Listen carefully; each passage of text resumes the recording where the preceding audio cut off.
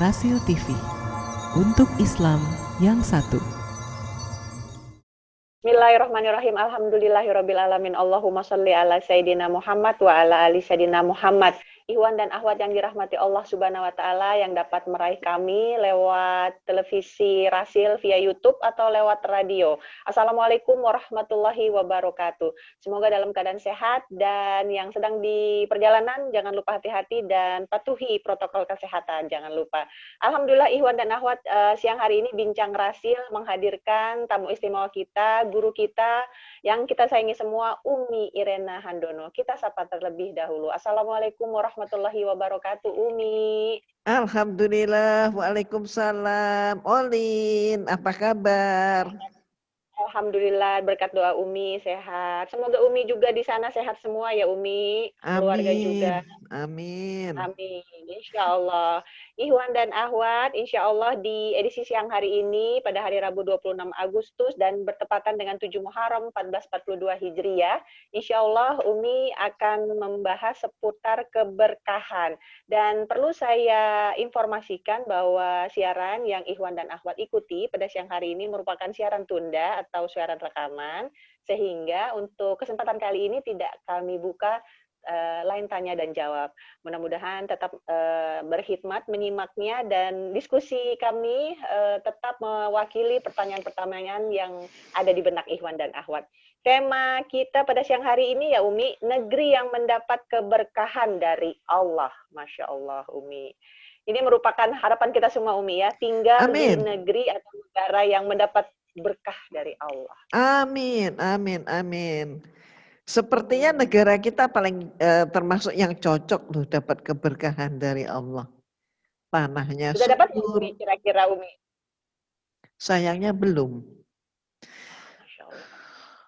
Padahal tanah kita subur.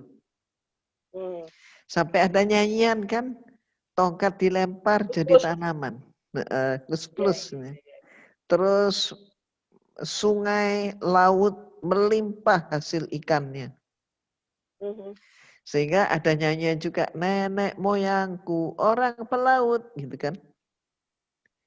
Tapi sekarang kalau kita lihat misalnya di Pulau Jawa ini, yang namanya gedung-gedung bertingkat itu kan wow, gitu kan. Semua fasilitas infrastruktur juga wow, begitu kan.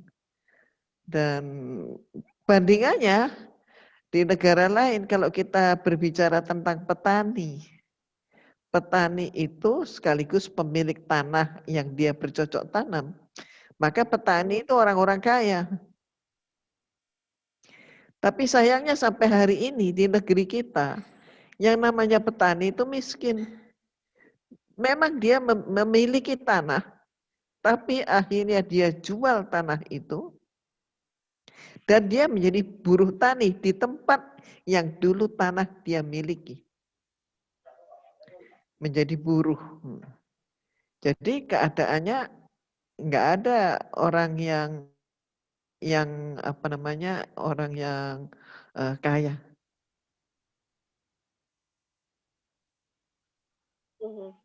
Ya, hal tersebut ternyata nggak kita dapatkan di sini Umi ya.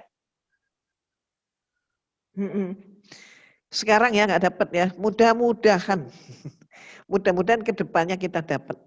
Tapi syaratnya adalah merubah pola kehidupan. Ya, saya pernah mendengar bahwa apabila kita ingin mendapatkan pemimpin yang soleh, pemimpin yang baik, pemimpin yang memang tauladan, maka masyarakatnya juga harus menjadi masyarakat yang soleh, masyarakat yang berakhlak baik. Apa benar nih, berarti itu datang dari masyarakatnya dahulu, baru kemudian akan membuahkan atau melahirkan pemimpinnya? Nah, Olin. Kayak telur sama ayam, Gimana, Mi? Mana lebih dulu, Olin? Telur atau ayam? Nah, tapi yang menarik, Olin, kalau kita merujuk pada ayat Allah, yaitu surat Al-A'raf ayat 96. Umi langsung terjemah ya. Jikalau seandainya penduduk negeri-negeri beriman dan bertakwa, pastilah kami akan melimpahkan kepada mereka berkah dari langit dan dari bumi. Ini. Tetapi mereka karena mendustakan ayat-ayat kami, maka kami siksa mereka disebabkan perbuatannya. Jadi ya, janji Allah adalah bagi orang beriman dan bertakwa, Allah menjanjikan bahkan menyatakan ini pasti akan dilimpahkan berkah. Berkah dari langit maupun juga dari bumi. Dari berbagai arah yang banyak manusia itu tidak bisa tidak mengerti, tidak menduga. Allah turunkan berkah. Ini janji Allah kepada orang beriman dan bertakwa. Dan kalau Allah janji itu kan beda dengan manusia janji ya, Olin ya. PHP kalau manusia Umi banyak kan. Apa itu? Pemberi harapan palsu katanya. PHP Oh. singkatan anak-anak sekarang, pemberi harapan palsu. Iya insya Allah tapi nggak dikerjain gitu ya Mi ya. Iya. Ya seperti itulah, sampai ada bahasa kerennya PHP Umi sampai nggak ngerti. Nah, Iya tapi Umi. Dan gimana Umi? Maaf, silakan. jadi Olin, janji Allah itu sudah ada. Tinggal mau nggak kita. Kalau kita mau berkah, hidup ini berkah, rezeki melimpah, ya penuhi janjinya. Tapi kalau kalau orang ditanya, mau nggak kita hidup berkah? Pasti semuanya mau. Orang yang kagak sholat pun mau. Betul kan? Betul Umi. Tapi kalau disuruh, oke, kalau mau penuhi. Mau nggak memenuhinya? Kagak mau, Olin. Sholat 5 waktu, harus beramal, ibadah secara tekun, komunikasi dengan baik, kan itu ya, penjabaran dan seterusnya. Mau nggak? Korupsi nggak boleh loh. Wah, jangan dong. Korupsi itu kan hobi. Sekarang mana yang bisa hidup nggak pakai duit? Loh, ya silakan pakai duit, tapi mencarinya yang benar. Mendapatkannya pun yang baik-baik. Sekarang kalau berbicara yang haram aja sulit mendapatkan, apalagi yang halal. Nah ini Olin. Ini penyakit ini yang mengatakan bahwa yang haram aja sulit. Apalagi yang halal. Jadi mereka menganggap bahwa mendapatkan sesuatu yang halal itu adalah utopis. Omong kosong bahkan. Ini parahnya. Berdalih. Yaitu apa? Tidak mau mengubah hidup sesuai dengan tatanan Allah. Tapi sesungguhnya mereka ingin Allah yang mengikuti keinginan nafsu mereka. Hidup diatur sama Allah, nggak mau. Tapi maunya matengan aja. Maunya apa? Maunya berkah Allah, diterima. Aku harusnya kan hidupku ya dipenuhi sama Allah. Aku udah bekerja keras. Loh iya, bekerja keras itu, bekerja keras yang bagaimana? Yang halal atau yang haram? Nah, mulai dia. Ya pokoknya kerja keras. Nah, orang korupsi juga kerja keras. Gimana? Ya cara membujuk, cara apa namanya, memalsukan produk dan lain sebagainya itu kerja keras juga. Misalnya yang aktual beberapa saat yang lalu di Bandung itu digerebek sebuah perusahaan pabrik pembuat apa? Saus tomat. Ternyata saus tomat yang dibuat oleh pabrik itu tidak menggunakan sebutir tomat pun. Ya Allah. Pakai apa Umi? Semuanya adalah, mohon maaf, bahan kimia. Racikan semuanya serbuk kimia.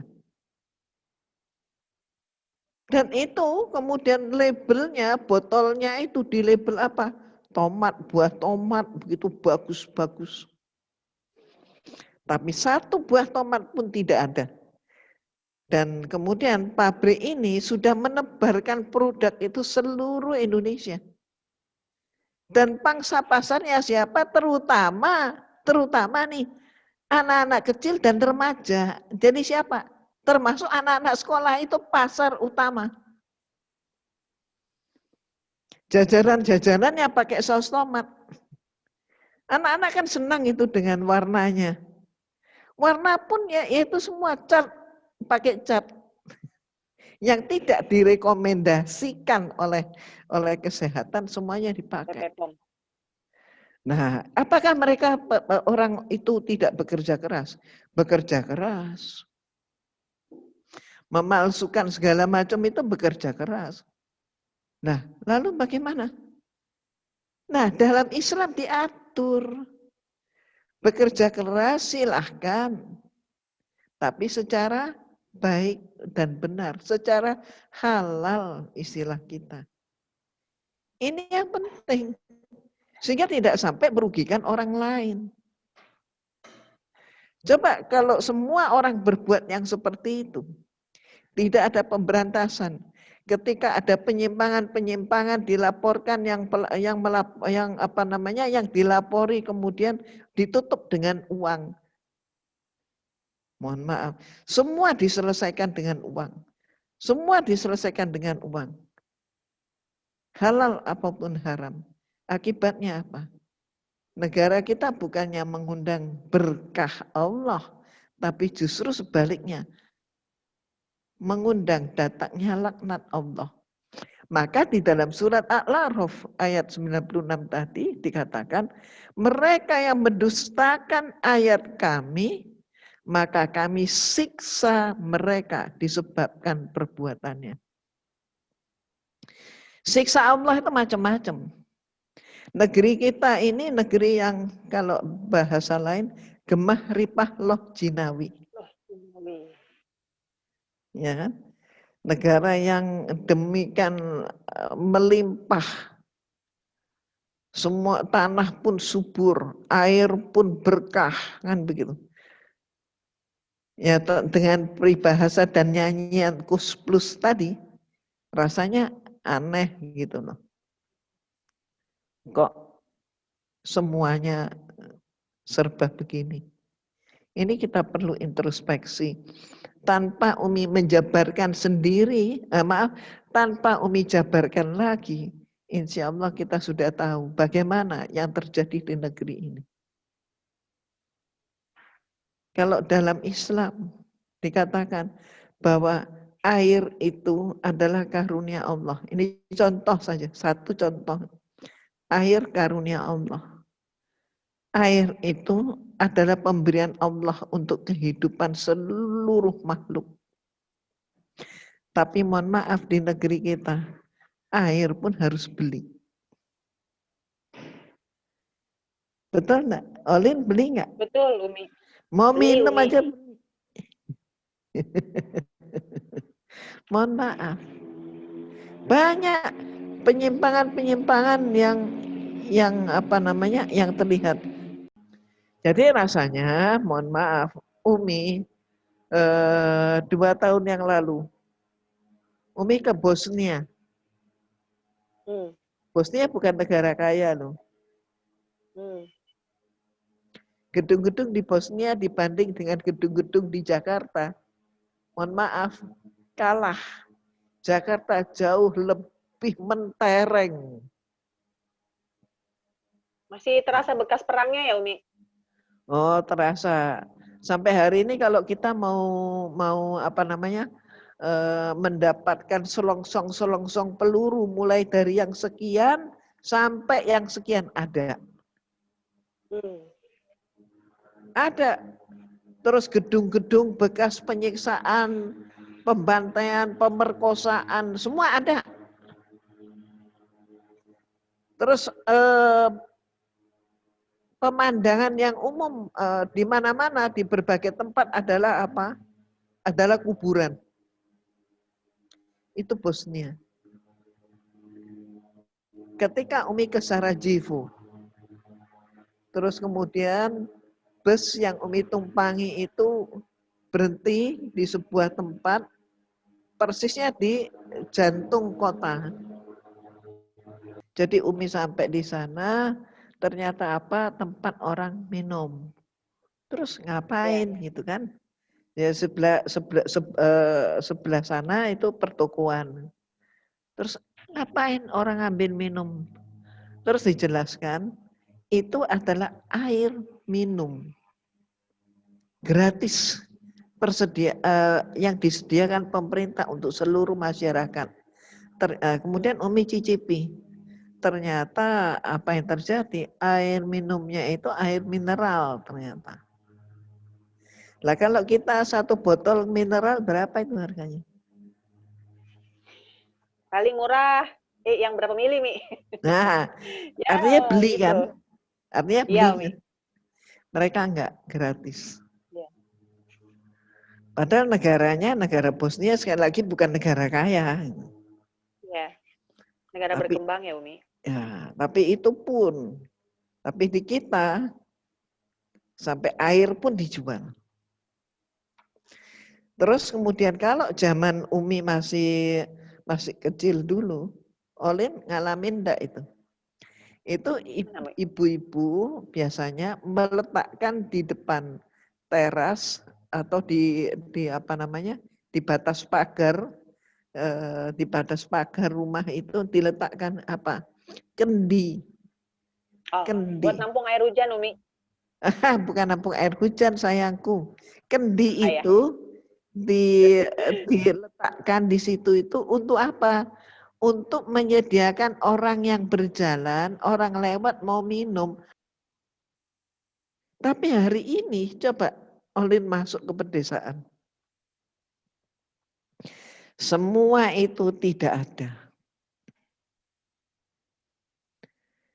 Bahkan di pedesaan Olin, kalau kita ngomong pedesaan zaman kita Olin masih remaja, Umi masih muda, maka pedesaan itu berarti ya orang desa lahannya mereka pekarangannya itu luas.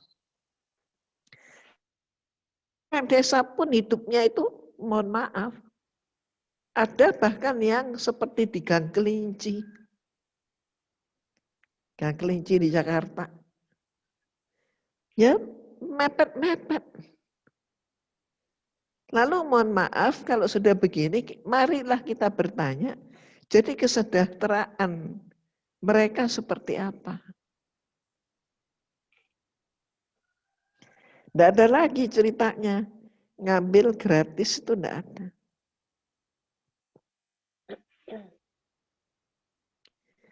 Jadi ini adalah kesempatan buat kita untuk introspeksi. Kenapa ya kok terjadi seperti ini?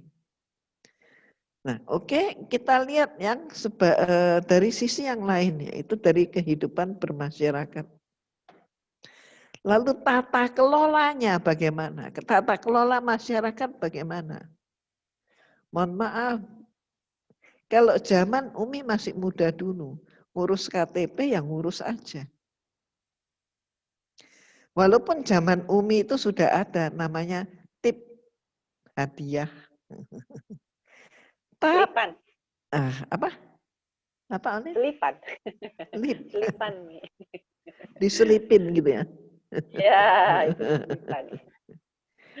Tapi sekarang ini, hari ini, coba kita berbuka diri, berbuka hati, introspeksi diri, menyatakan yang benar adalah benar, yang salah adalah salah.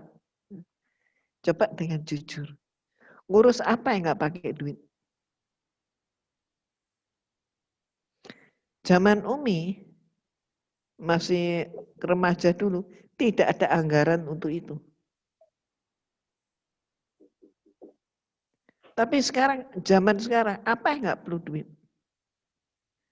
Dan itu sudah, mohon maaf ya Olin ya, ini kenyataan yang memang harus kita akui. Mulai dari jajaran yang paling rendah sampai yang paling tinggi. Kalau sudah yang jajaran tingkat tinggi itu duit itu sudah tidak ada serinya.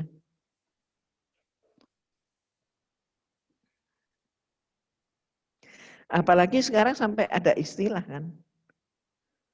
Siapa bilang kita banyak hutang? Tidak ada, kita nggak hutang. Yang ada cuma pinjaman kok. Apalagi misalnya sekarang mohon maaf. Coba dihitung. Berapa banyak penduduk di negeri kita yang tidak mempunyai hutang. Apalagi hutang yang disebut riba. Berapa banyak penduduk yang tidak terlibat riba. Padahal jelas-jelas riba itu, Olin tahu kan? Di dalam Islam bagaimana? Serem. Seperti apa Olin riba itu Olin? Seperti setan yang mengejar-ngejar kita di malam, sore, siang, pagi hari. Terus apa lagi? Bikin hati nggak tenang. Bikin hati nggak tenang. Iya Umi. Mencabut keberkahan.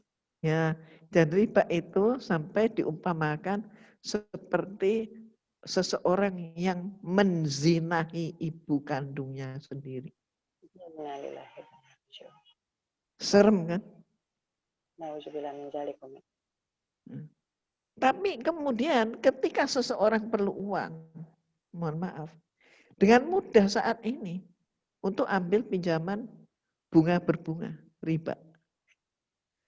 Malahan ketika seseorang itu punya uang, dalam keadaan dia punya uang, dia berhubungan dengan lembaga keuangan, maka kemudian dilihat oleh raportnya oleh lembaga keuangan, oh orang ini orang punya duit nih. Maka malah didatangin. Ibu, bapak, ibu dan bapak mendapat kehormatan, dipercaya oleh kami. Maka ini silakan. Apa Olin? Kredit card. Kredit card, kredit pagunan, free biaya administrasi selama 1 tahun dan janji-janji manis lainnya. Ya. Sudah merasakan nih, sudah merasakan. Dan sekarang Olin sudah ada yang lebih daripada itu lagi. Mencengkeramnya lebih daripada itu lagi. Apa? Pinjaman online. Hanya dalam hitungan menit cair. Iya nih, banyak yang terjebak Umi. Saya di lingkaran kecil saya juga banyak yang terjebak. Itu bunganya sampai berapa puluh persen, Olin? Ya, dan ternyata tidak terasa, benar kata Umi, seperti cengkraman. Jadi padahal iseng-iseng gitu, misalnya ada kerabat cuman pinjam 50.000, sepele hanya untuk istilahnya game, isi game-game. Kemudian ketagihan 100.000, dan akhirnya sekarang dikejar-kejar semua keluar. Ternyata pinjaman online ini bisa menghack daftar kontak yang ada di telepon sang peminjam. Sehingga kalau yang meminjamkan menghilang, dia akan mengejar daftar nomor kontak yang ada di nomor si peminjam. Dan disitulah dibully habis. Betul. Dan menghilang sekarang entah kemana dia. Nah, itu. Oke, jadi itu ya, merupakan jadi contoh-contoh yang kita bicarakan ini merupakan suatu contoh yang terjadi di masyarakat kita. Kalau bahkan kita mau tingkatkan lagi sampai ke level yang lebih tinggi, yaitu para pengelola masyarakat atau pengelola negara, ada suatu yang berbeda memang antara masa ini dengan masa yang sebelumnya. Masa-masa sebelumnya, misalnya ketika pengelola bangsa, pengelola negara ingin membuat hutang, belum hutang diumumkan lebih dahulu. Dan wakil-wakil rakyat menjalankan fungsinya tidak langsung setuju. Dan itu akan hutang, punya rencana akan hutang. Itu pun kemudian sudah banyak yang mengingatkan, tentu dengan maksud jangan sampai tidak bisa membayar hutang. Betul enggak? Ya, betul. Satu hal lagi, yaitu apa? Kenaikan harga bahan, misalnya PLN, bensin, itu diumumkan lebih dahulu dengan alasannya. Tapi hari ini pemerintah mau buat hutang berapa dan berapa, itu rakyat tidak tahu. Tahu-tahu sudah hutangnya. Lalu sehingga terjadilah suatu kecemasan dalam di kalangan rakyat. Siapa nanti yang membayar hutang? Karena masa jabatan seorang pemimpin negara itu kan masa jabatannya 5 tahun. Bisa enggak 5 tahun itu melunaskan? Padahal jangka waktu pinjaman itu sampai, mohon maaf, lebih dari 10 tahun. Berarti siapa nanti yang membayar itu? Tapi rakyat kita ini sendiri pun, mohon maaf, seringkali gagal paham. Gagal paham kenapa? Karena tidak melihat surat hutangnya secara langsung, gitu ya, nggak baca secara langsung, tidak mengalami secara langsung. Dia pun nggak tahu mana uang itu gebokan di atas meja, satu ruangan penuh dengan uang, dia pun nggak lihat. Jadi seperti Dan buat apa? apa juga nggak tahu Bodo ya, Mi? amat. Bodo amat. Mau hutang mau kagak, aku rakyat itu urusan mereka. Bukan begitu. Itu adalah beban hutang kepada bangsa kita. Sampai istilahnya anak bayi lahir pun dia sudah punya hutang. Apakah dia nikmati uang itu, utang itu? Enggak lah. Tapi uang itu dibuat oleh suatu rezim yang memang menghutang tanpa memikirkan apakah dia mampu bayar. Mungkin yang terpikir pada mereka adalah tentang bayar itu urusan periode sesudah kami. Itu terserah mau bayar atau tidak. Yang penting pada waktu kami ya sebanyak mungkin kami bisa ambil, ya ambil utang itu. Nah, inilah yang tidak berkah. Ini semua. Kalau Olin tadi menanyakan, ini mana dulu ini, telur dulu atau ayamnya dulu? Ayam. Nah ini. Yang jelas antara telur dan ayam ini maka Allah berfirman tadi di dalam surat Al-A'raf 96 tadi. Penduduk negeri, ya rakyatnya ya, pengelolanya. Kalau beriman dan bertakwa pasti janji Allah ini. Pasti Allah melimpahkan berkah dari langit dan dari bumi. Itu janjinya Allah. Tapi ancaman Allah adalah kalau di ketentuan Allah membuat kemungkaran, maka Allah akan menyiksa mereka. Nah, sekarang kita ini sedang mendapatkan siksaan atau enggak? Itu mari kita jawab dengan jujur. Sebab apa? Sebab mohon maaf, hati-hati. Oleh Allah kita ini diberi kebebasan untuk menentukan. Tapi kebebasan untuk dipertanggungjawabkan. Betul enggak? Termasuk kebebasan, mohon maaf, menentukan sampai menentukan pemimpin. Awas. Kita pun akan dimintai pertanggungan jawab oleh Allah tentang pemimpin kita. Kita yang milih, kita yang tanggung jawab. Siap-siaplah itu. Subhanallah ya Umi. Nah, oke. Gimana Uli? Iya, Masya Allah. Iya, memang jadi kemudian setelah mendengarkan pemaparan Umi, kita pasti langsung menatap cermin, menilai diri kita sendiri apa yang telah kita perbuat sehingga kita mendapatkan situasi semacam ini hari ini. Seperti tadi Umi menyebutkan tentang keterlenaan kita terhadap kemudahan untuk berhutang, padahal jelas-jelas Allah memperingati kita akan bahaya riba.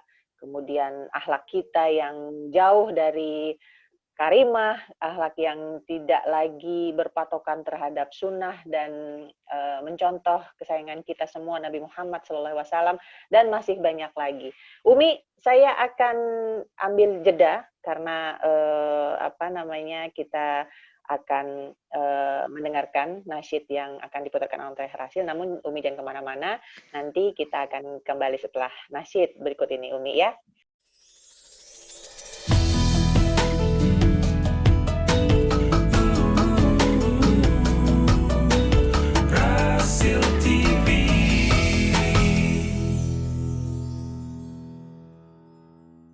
Rasil TV juga Rasil Radio AM720 untuk Islam yang satu, Ikhwan dan Akhwat saat ini sedang mendengarkan siaran tunda atau taping Bincang Rasil bersama Umi Erena Handono. Dan tema yang tengah kita bahas adalah negeri yang mendapat keberkahan dari Allah. Baik Umi, melanjutkan perbincangan kita Umi. Jadi sebenarnya adakah ciri-ciri negara yang memang sudah tercurah keberkahan dari Allah? Dan mengapa Umi bisa memberikan atau bisa mensematkan kriteria tersebut sudah terdapat di negara yang bersangkutan? Tafadhol Umi. Ya, jadi dengan ulasan-ulasan tadi, insya Allah kita akan tahu bahwa Allah menjanjikan keberkahan kepada orang yang beriman dan bertakwa. Bagaimana orang yang beriman dan bertakwa itu? Maka orang beriman dan bertakwa adalah orang yang tunduk patuh. Tunduk patuh menyembah hanya kepada Allah. Tunduk patuh apa? Tunduk patuh untuk diselenggarakan oleh Allah yang dia sembah. Jadi mana-mana yang diperintah dilaksanakan, mana-mana yang dilarang dia tinggalkan. Maka berarti apa Olin? Maka berarti kitab suci Al-Quran itu benar-benar sebagai guidance. Kitab suci Al-Quran diberlakukan sebagai apa? Sebagai pedoman kehidupannya.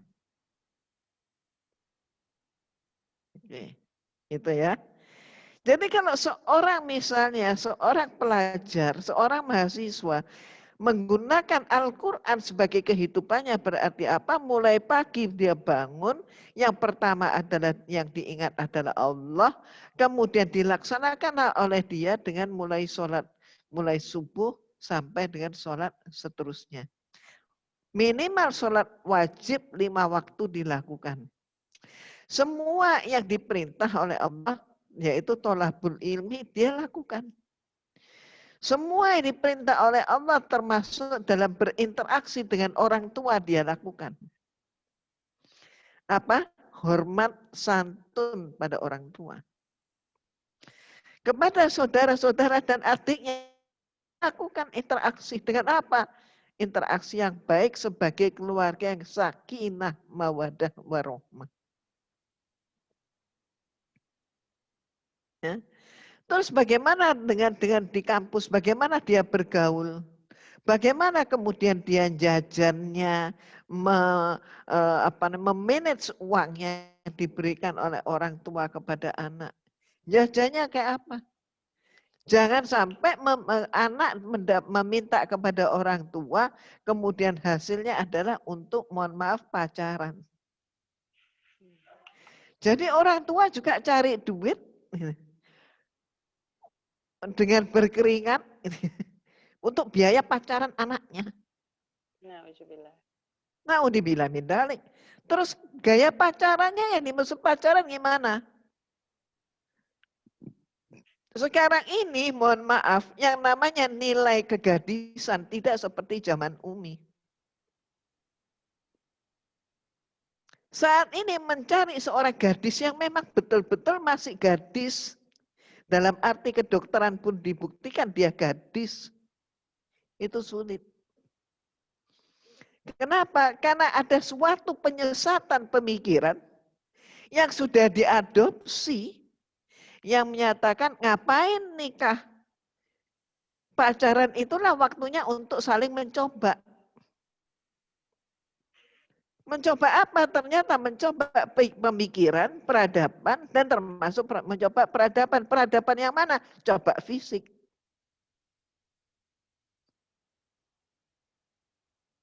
Loh, apa seperti itu? Ini dari aspek generasi muda. Lalu aspek generasi tua bagaimana? Generasi orang tua misalnya, dia bekerja, maka dia mengatakan maaf, dia bekerja, tapi setelah bekerja, dia waktu istirahat, siang hari, dia rehat, ya, melaksanakan sholat, kemudian makan, setelah itu ada waktu misalnya untuk puasa Senin Kamis, atau puasa Ramadan terutama, ya. Terus berarti tidak ada yang makan siang. Waktunya ada. Ternyata dipakai apa waktu yang tersisa ini? Dipakai untuk bubuk-bubuk siang. Bubuk-bubuk siang itu nggak perlu Umi jelasin kan ya. Itu kan istilah tuh. Ketika kemudian ada seorang temannya, teman baiknya, teman suka dan duka, maka melihat keadaan seperti itu dia ingatkan, Pak, Bapak ibadahnya sudah tekun. Wah ya memang lah, sholat itu kan kewajiban. Lah iya Pak, tapi kenapa kok Bapak masih bubuk-bubuk siang? Apalagi ini Ramadan, katanya begitu. Apa dia bilang? Itu urusan saya, itu hobi saya. Kamu jangan ikut campur. Jadi apa? Tidak terasa sedikit demi sedikit tapi pasti yang terjadi adalah suatu sekularisasi, liberalisasi di dalam kehidupan kita. Di negeri kita maupun di dunia. Apakah Islam itu mengajarkan pemisahan antara dunia dan akhirat sebagaimana yang dilakukan oleh mereka yang liberal dan sekuler itu? Tidak. Makanya moto Umi selalu mengatakan, jadikan hidup ini sebagai rangkaian ibadah. Di dalam ajaran Islam gak ada pembedaan berikan kepada Tuhan apa yang menjadi hak Tuhan, berikan kepada kaisar apa yang jadi hak kaisar. Tidak ada itu. Kalau umat Islam sudah mengatakan berikan kepada Tuhan apa yang jadi hak Tuhan, berikan kepada kaisar apa yang jadi hak kaisar, itu berarti umat itu, mohon maaf, orang itu, walaupun KTP-nya Islam, tapi dia sudah tidak Islam. Karena dia menggunakan Bible sebagai pedoman hidupnya dia, pola pikirnya dia. Ayat itu adanya dalam Bible.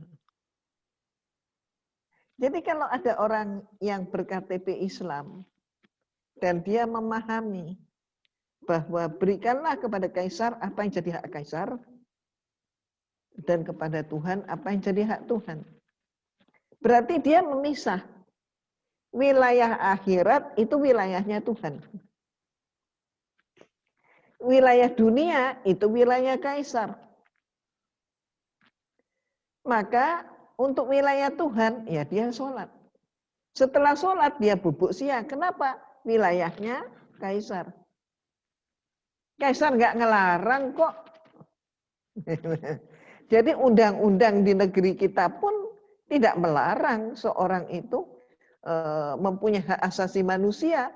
Apakah dia mau selingkuh, dia mau jajan, tanda kutip itu ya, sehari 5 kali, boleh-boleh aja.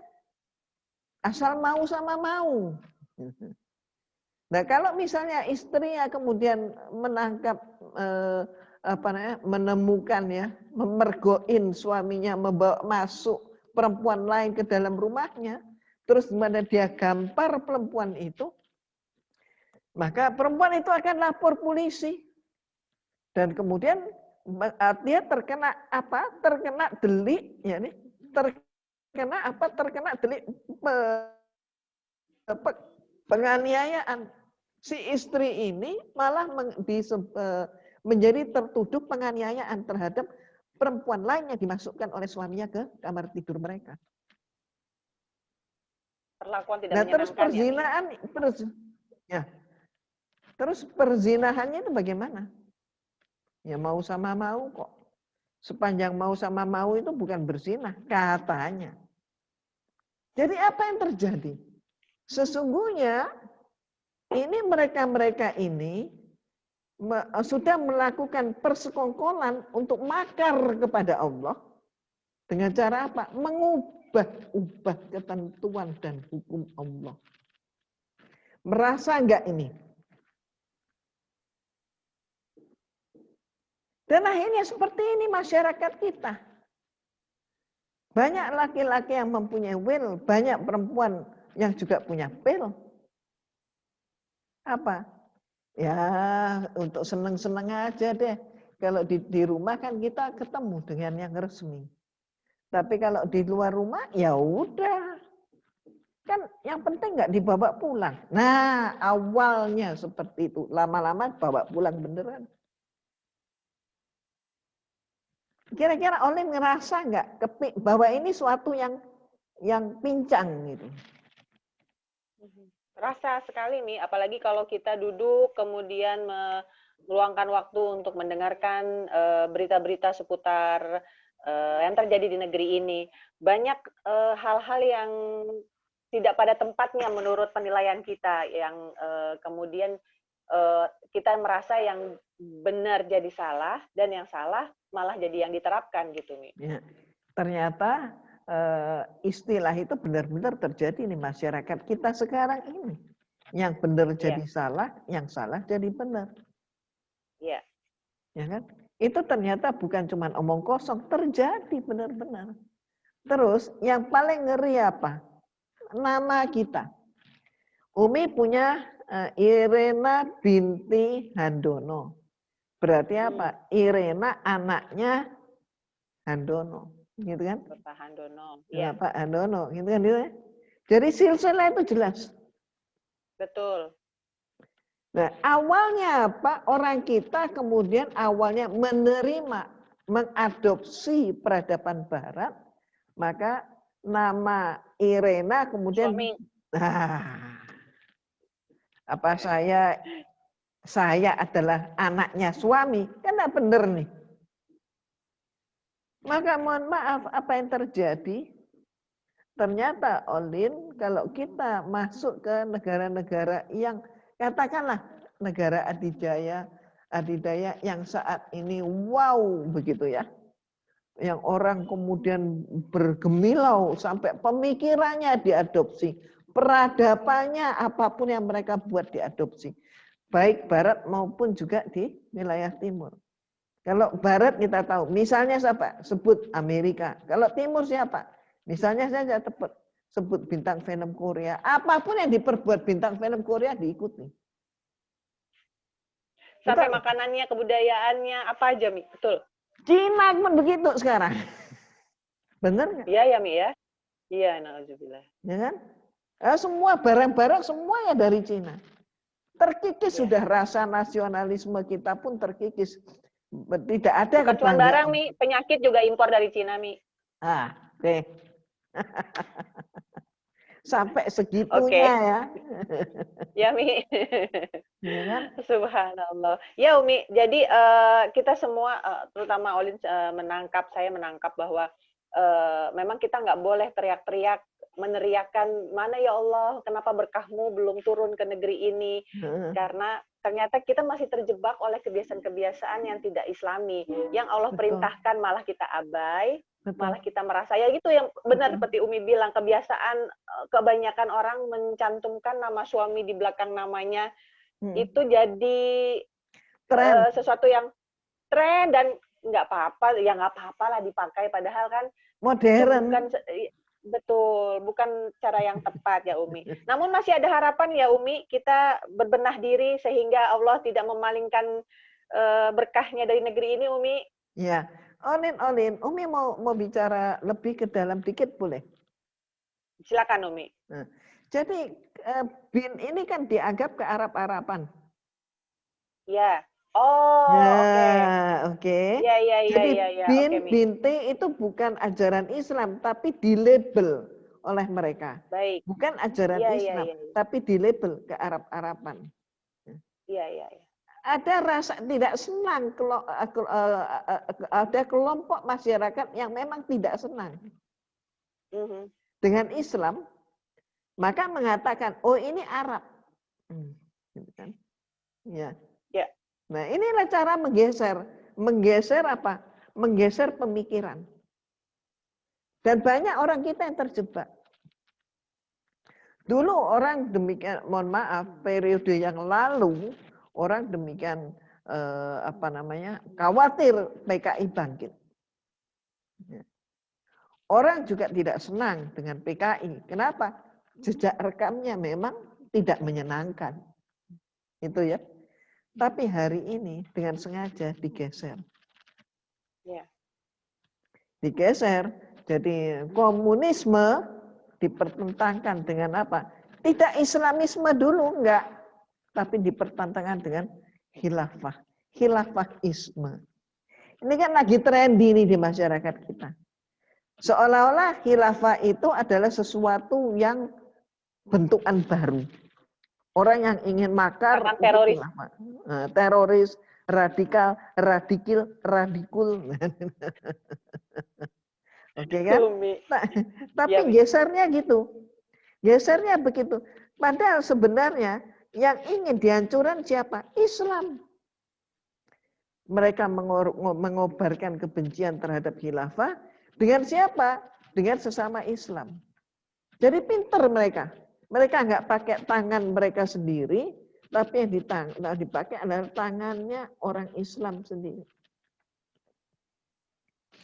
Antar kiai dibenturin, antar ulama lah gitu ya dibenturin. Targetnya apa? Ngancurin Islam. Tapi nggak langsung ke Islam yang disasar, tapi bertahap. Nah, bahayanya peradaban-peradaban tadi, ini Umi masuk ke contoh tadi ya, nama tadi. Itu awal. Berikutnya apa? Dengan atas nama hak asasi manusia dan kebebasan. Umi sangat terkejut setelah mendapatkan data bahwa di Amerika ketika ada pakar yang meneliti tentang, mohon maaf, apakah anak itu anak memang betul-betul dari bapak dan ibu yang sah itu. Jadi Umi istilahnya agak lupa apa itu, tes apa itu yang tes untuk tes yang untuk menentukan anak ini anak bapaknya atau bukan, itu tes apa? DNA, tes DNA. Nah, tuh. Maafin Umi, lupa. Di Amerika pernah dilakukan penelitian dengan tes DNA. Ternyata apa? Di antara tes DNA ada seorang profesor yang meneliti, termasuk dia secara ini aja, nggak berencana mencurigai istrinya, tapi dia menyertakan juga untuk meneliti keluarganya, anak-anaknya. Ternyata betapa profesor ini terkejut bahwa ternyata dari 3 orang anaknya yang DNA-nya adalah DNA daripada sang profesor itu cuma 1. Berarti yang 2 anaknya orang lain. Berarti istrinya melakukan apa? Zina. Tapi si profesor ini enggak ngerti. Baru dari tes DNA itu dia, kaget. Karena istrinya juga tidak menunjukkan perilaku bahwa dia mempunyai pria lain. Tapi ternyata itu. Dan ternyata yang parah adalah hanya 15% perkawinan di Amerika itu dinyatakan mereka masih sesuai dengan DNA suami istri. 15%, Umi. Ya. Dari keseluruhan total pernikahan yang ada. Ya. Bagaimana itu? Indahkah? Iya. Apakah itu yang mau ditiru? Apakah itu yang mau ditiru? Dan apa dampaknya nanti kalau ini semua terjadi begini? Bisa saja terjadi kembali yang ditakutkan, yaitu apa? Incest.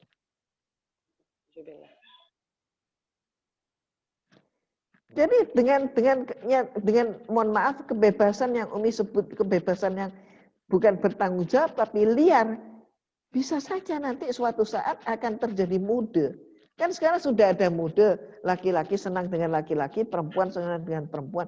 Nanti bisa juga jadi mode. Apa? Ayah senang dengan anaknya, anaknya senang dengan kakak atau adiknya, ibunya senang dengan anak. Kalau seperti itu, mohon maaf, apa bedanya kita dengan makhluk Allah yang berkaki 4? Ya, baik Umi, subhanallah, nampaknya memang waktu kita sudah tak terasa berada di akhir. Sudah Umi paparkan perihal negara-negara yang dicabut keberkahannya dengan contoh akhlak masyarakatnya, penghuninya yang menjalankan apa-apa yang dilarang oleh Allah dan yang tidak dicontohkan oleh Nabi Muhammad SAW. Juga tadi Umi juga sempat menyebutkan tentang negara Bosnia dan Turki ya Umi. Sebagai penutup Umi, tadi Umi belum sempat memaparkan sedikit perihal apakah negara ini masih memiliki harapan untuk mendapatkan curahan berkah dari Allah. Juga mungkin kesimpulan Umi dari pembahasan kita pada siang hari ini. Tafadhol Umi. Ya, terima kasih Onin. Onin, berputus asa itu sangat dilarang dalam agama Islam. Apalagi berputus asa dari Allah. Jangan. Allah itu maha pengasih, maha penyayang, maha pengampun, maha penyelenggara, maha pengatur. Dan seluruh maha-maha itu milik Allah. Yang paling penting sebenarnya adalah taubatan nasuha. Kita tahu, kita salah, kita mohon ampun dan kita berjanji tidak mengulangi itu. Kembalilah ayo ke jalur Allah. Jangan salah, kalau kita melihat sejarah, sayangnya saat ini adalah generasi masyarakat atau bangsa yang tidak paham sejarah. Sejarah diabaikan. Dan akibatnya apa? Akibatnya juga, mohon maaf, banyak orang yang gagal paham. Karena sejarah itu perlu dikaji untuk kemudian mana sejarah yang benar, mana yang hanya sekedar order daripada, mohon maaf, pemilik kebijakan. Mohon maaf, Onin, bagaimana mungkin orang Belanda yang pernah menjajah negeri ini diberi perintah, diberi amanah untuk menulis sejarah tentang negeri kita. Omong kosong kalau dia mau jujur. Sementara banyak bukti-bukti yang ada peninggalan-peninggalan di negeri kita itu yang sudah pindah. Tidak lagi di Indonesia tapi di Leiden. Pinter banget kan? Dengan dibawanya benda-benda ini ke Leiden, maka sekarang inilah, mau nggak mau harus diakui, bangsa kita sudah kehilangan jati dirinya. Ini hari ini masih banyak yang nggak ngeh. Contoh saja yang paling mudah kita bahas adalah tentang masuknya Islam di negeri ini tahun berapa? Kalau buku sejarah di sekolahan anak-anak Olin bilangnya tahun berapa? Abad keberapa? 13. Upami 13 dibawa oleh Gujarat. Padahal Islam sudah masuk ke negeri kita itu pada masa sahabat Rasulullah. Abad ke-7. Nih, Jauh ya, Mi? jauh banget. Nah, kenapa? Karena penulisnya sekali lagi orang Belanda yang nggak ngerti tentang Indonesia dan apalagi Islam. Mana mau dia menulis yang benar? Tentu menulis sesuai dengan kepentingan mereka. Dan sangat menyakitkan Olin kalau Olin tahu tahun berapa negara ini baru lunas hutangnya kepada Belanda, yang Belanda mengakui kemerdekaan tapi didasarkan pada perhitungan ganti rugi. Bangsa kita harus mengganti rugi kepada mereka. Menyakitkan. Itu baru saja selesai lunas, mohon maaf. Ternyata negara ini sudah mempunyai hutang yang luar biasa spektakulernya. Dibebani lagi. Kapan kita itu mau merdeka? Dalam arti kata yang merdeka yang sesungguhnya, yaitu apa? Tidak berhutang lagi. Nah, itu lihat bagaimana Turki yang letaknya separuh di Asia, separuh di Eropa. Turki pernah mengganti sistem yang saat itu dipakai untuk memimpin bangsanya dengan sistem demokrasi yang dibawa oleh Mustafa Kemal. Lalu, apakah dengan penggantian sistem itu Turki menjadi lebih kaya? Tidak. Dia terpuruk dan bahkan dia mendapat julukan macam-macam dari pihak Eropa yang lain. Bahkan the old man from Europe. The old man from Europe. Dan sebagainya. Tapi hari ini, ketika kemudian sholat subuh berjamaah sudah memadati masjid-masjid di Turki, menandakan apa? Masyarakat Turki kembali kepada Allah. Sholat subuh sudah seramai sholat Jumat. Maka berkah Allah pun mulai melimpah. Ketika kemudian pemimpin, pengelola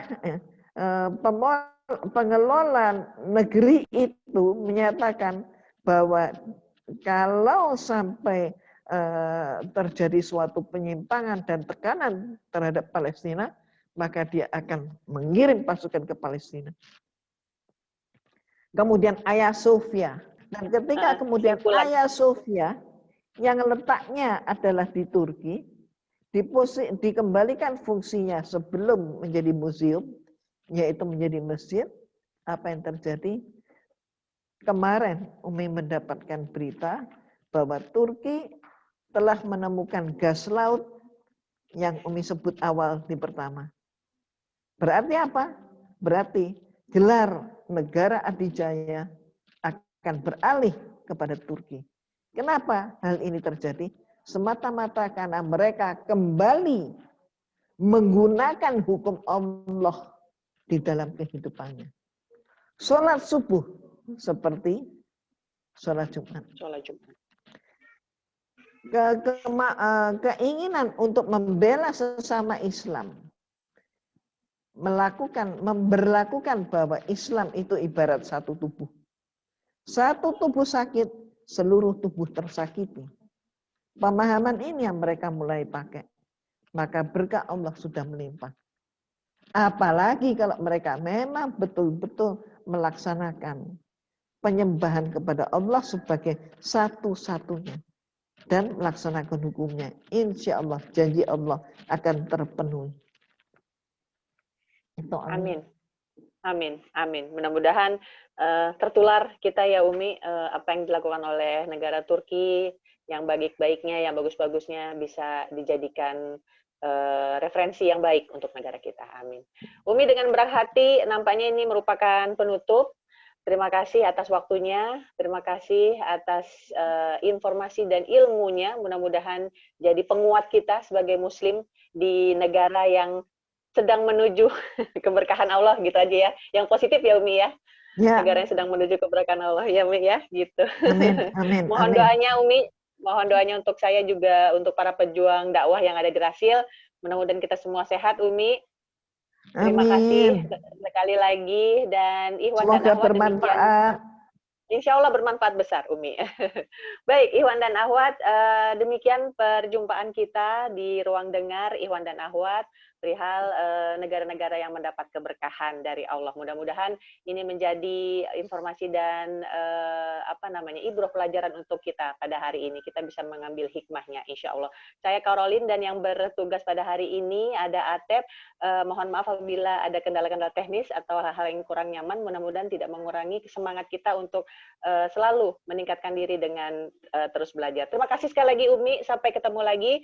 Saya undur diri. Subhanaka Allahumma wa bihamdika asyhadu alla ilaha illa anta astaghfiruka wa atubu ilaik. Wabillahi taufik wal hidayah. Wassalamualaikum warahmatullahi wabarakatuh.